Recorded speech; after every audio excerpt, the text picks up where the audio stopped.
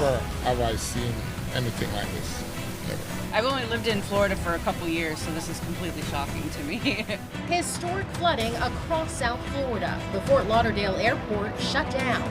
26 inches of water in the airport. Neighborhoods underwater. Rescues happening right now. There are people whose living rooms are flooded. There are people who can't even walk out their front door because the water's up to their front door. We have live team coverage from Broward County as the threat of more rain continues. And right now, strong storms are moving across South Florida at this hour. We've declared this a WPBF 25 first warning weather day to help keep you safe. And new video just into our newsroom. The roof of a building at a Fort Lauderdale shopping plaza has collapsed. A massive hole in the roof spanning the entire length of the structure that used to be a Bell's Outlet department store. Good evening, everyone. I'm Felicia Rodriguez. Thank you for joining us. We have a lot to get to tonight as roads across Fort Lauderdale are still impassable due to all this flooding. Our team of reporters are in the Fort Lauderdale area. We begin, though, with our first warning weather team. Glenn Glazer is closely monitoring all the flooding in Broward County. Chief Certified Meteorologist Chris Martinez is tracking severe storms in our area. Chris? And we're still tracking a few scattered thunderstorms that are a little bit on the stronger side. Here's a look at live first warning Doppler radar. Everything has loosened up, especially down towards southern Palm Beach County. Light shower activity now from Lake Worth Beach, so this is going to stall traffic. You'll hear from Yasmin in just a little bit. From Lake Worth Beach to Hypoluxo to Boynton Beach all the way down to Boca. Still ongoing showers out towards Broward County where they're under a flash flood warning. Still some pretty intense rainfalls right now, especially down to the south of Indiantown. Those headed your general direction about 10-15 minutes. Then we get out towards Jupiter Farms. Heavy rains up and down the Beeline Highway. Heavy rains there. And then we were tracking a severe thunderstorm. That warning was canceled for Martin County, but still copious amounts of rainfall right now from Hope Sound back up towards Gomez, right up US 1, Palm City, Stewart, and almost into St. Lucie County as you get towards the Treasure Coast Mall there. Very heavy rainfall still coming down. But the bulk of the activity staying across the Treasure Coast as we head through the early evening. Notice our high-res future track still shows the best rain chances across the Treasure Coast communities from Indian River County back to Port St. Lucie, back towards northeastern Palm Beach County.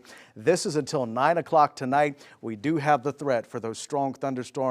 And as we transition to the evening, gusty winds, heavy rain, and also some ponding of the roadways not out of the question. And that's also the same as we continue to track conditions down in Broward County.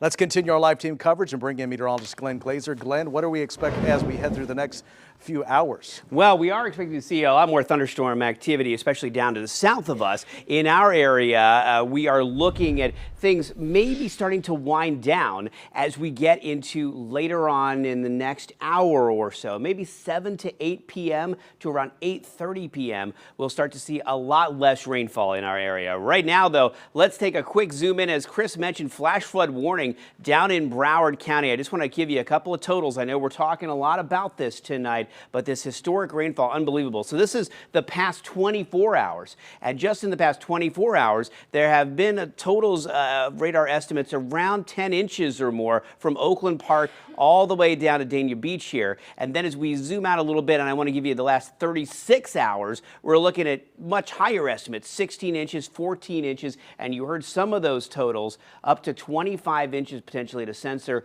near Fort Lauderdale International Airport. All right, let's talk about what's happening here real quick. I just wanted to show you the Jensen Beach camera because it is almost a rainout on this camera right here. You can barely see what's happening down to the south here with all that heavy rainfall. Biggest impacts we're expecting continue: heavy rainfall, strong gusty winds, small hail, and just the slight risk for an isolated tornado as we head into the evening hours here. More on your forecast coming up in just a few minutes. Felicia? Glenn, thank you. And right now, the city of Fort Lauderdale remains under a state of emergency as the flooding continues. That relentless rain is still affecting travel. Pictures tonight from Fort Lauderdale International Airport showing cars nearly underwater. Taylor Hernandez joining us now from the airport as it will remain closed until tomorrow. Taylor? Well, Felicia, nearly or more than 2 feet of rain fell here in a matter of hours yesterday, that making it virtually impossible for any sort of airline operation to happen. The tarmac still underwater behind me, and I can tell you right now, the rain is still coming down. It's lessened up a lot in just the past 20 minutes or so, but about 45 minutes ago, it was coming down in sheets. It was coming down sideways. That's not what we want, especially here at an airport that just saw 2 feet of rain, a historic amount of rainfall. As you mentioned, the airport is still closed. It closed yesterday, and it's going to stay that way until at least 5 o'clock tomorrow morning. That will allow the airlines to resume at least partial operations on one runway. We've spoken to travelers who have had to go as far as the Fort Myers, Naples area to catch a flight. Others are being directed to PBIA, some to Orlando, others to Miami. It's just caused a real travel nightmare here. A lot of travelers in and out of Lauderdale were having to make those alternate arrangements. Some we spoke to couldn't even find alternate arrangements for the next couple of days. Water even made its way inside the airport. Staffers did their best to try to push it back outside, just didn't really help much. We spoke to someone today who is stuck at the airport. She's stunned at what's happening. Never. And that's what I said yesterday when I was in with my car and it was up to my knees. I said, I never in my life seen Fort Lauderdale up underwater.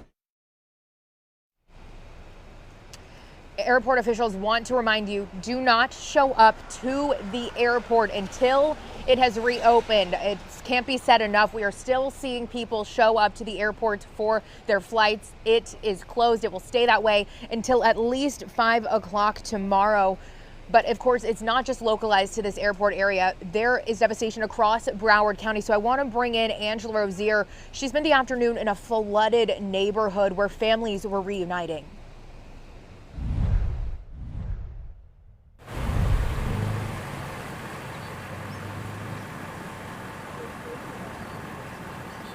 This is what the streets in the River Oak neighborhood in Fort Lauderdale look like.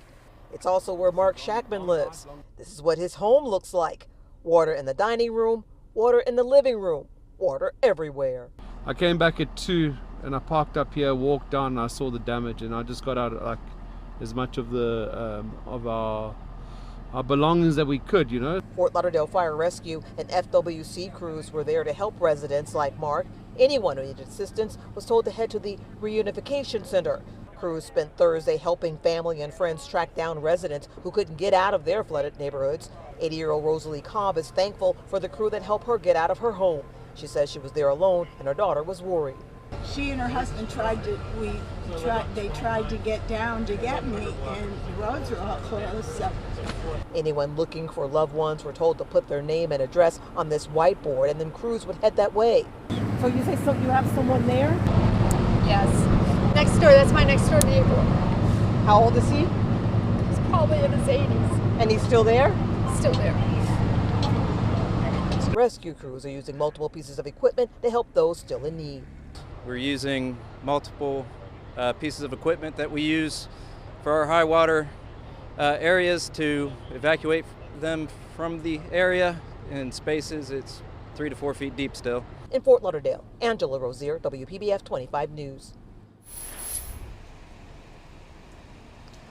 Angela, thank you. And of course, emergency crews have responded to hundreds of calls for help as people are stuck in their homes. They're stuck in their cars, flooded cars on the sides of roads. We saw that dozens of times today. I want to bring in Ari Hike. He is live also in Broward County. Ari, where are you? What's happening around you right now?